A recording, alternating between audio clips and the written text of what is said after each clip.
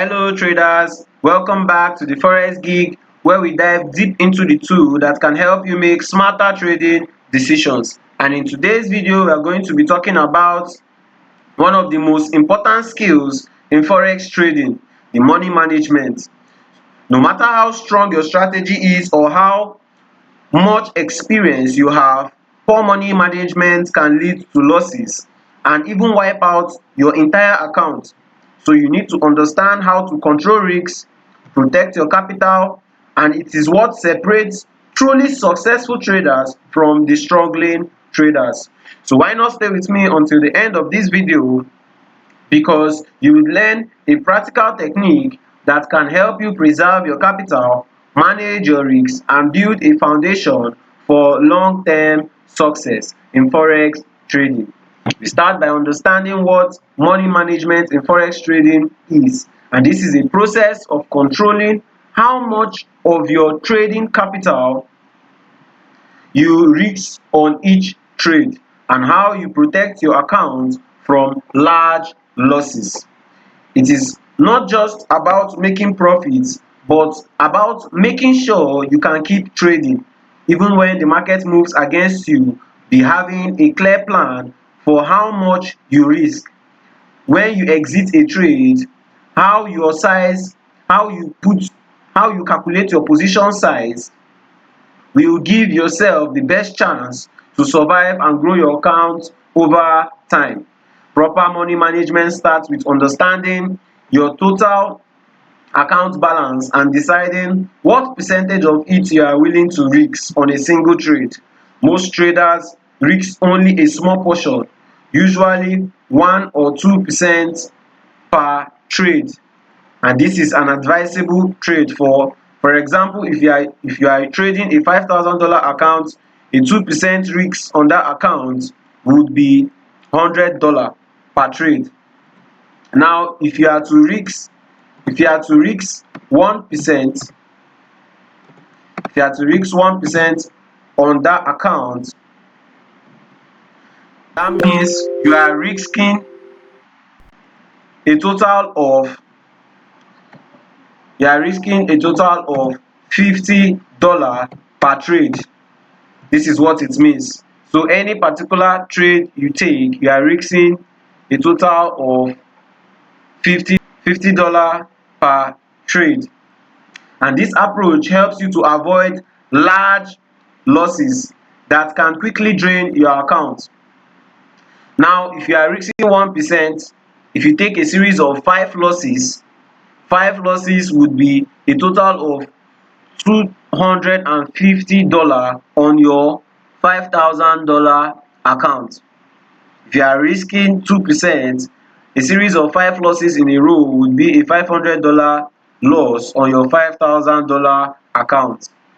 That's why risking a small portion of your account keeps you in the game for a long period of time. Money management also involves setting stop loss limit orders to limit your losses. Also plan your trades. Remember, you have to trade with stop loss so that no single loss would wipe your entire account. Discipline is what helps you stay in the market for a long term and gives you the chance to benefit from profitable trades when they come. Now, there are some key money management strategy every forex trader should follow to protect their capital and increase their chances of long-term success. Now, the first key is to risk only a small percent of your account per trade. Like as we explained earlier, you just need to risk nothing more or nothing less than 2 or 1% of your account. This approach would help you survive losing streaks and keep your account safe from large drawdowns. For example, if your account is a $5,000 account and you risk just 2% on each trade, even if you have a series of losses, your account will still be protected and you would have enough capital to keep on trading. Now, the second key step is to always use a stop loss. Using a stop loss would help you to avoid emotional decisions and to and it will and it has a safe net that protects your capital, especially during unexpected market movements. So using a stop loss would always help you to limit losses. You will know that when price gets to a particular area, you will be stopped out and you will go again in your next trading section. It will help you to move to your next opportunity without worrying about a major setback.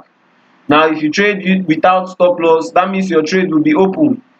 It will be an open trade and it will be difficult for you to close because you will be assuming the market will reverse and go back in your direction. Before you know it, you will be in a longer drawdown, and before you know it, eventually you will lose your account. So we have to always trade using a stop loss. Now the next key point is to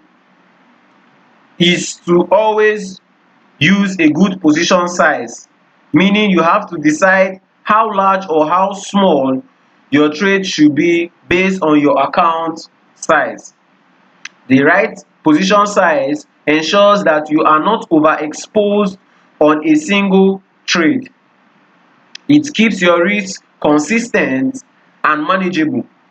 No matter how confident you feel about a trade setup. Now let's break this down with an example.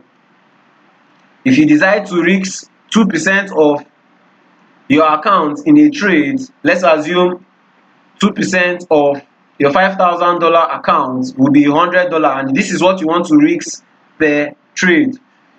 And your stop loss is, let's say your stop loss is around 50 pips, 50 pips away. You would have to calculate your lot size so that your total risk will remain within the $100 threshold that you are willing to risk per trade. That's the 2% of your account. There are a lot of websites or position size calculators that can help you do the maths. All you need to do is to input what amount you are willing to risk per trade, your account size, and it will calculate the lot size that you will use in that trade using the amount, the distance, how many lots your stop loss is, how many pips your stop loss is. This discipline would help you to avoid oversized trades that could damage your account. So if we are to use a stop loss of 50 pips and we are only going to risk $100 per trade, that's 2% of our account. When we calculate this, when this trade loses or goes against us, we would only lose $100 on that trade. That's it. Now the next key step is to avoid over leveraging. To avoid over leveraging allows you to control large positions with a small amount of capital. That's what leverage allows you to do, but it can also increase your risks. Using too much leverage can quickly wipe out your account if the market moves against you. It's important to use leverage carefully and always be aware of the risks involved. Now, if you use a high leverage and a market moves just a little against your position, your losses can be much greater than your initial investment. By keeping your leverage low, you can protect your account from sudden large moves. These key money management strategy are designed to help you protect your capital,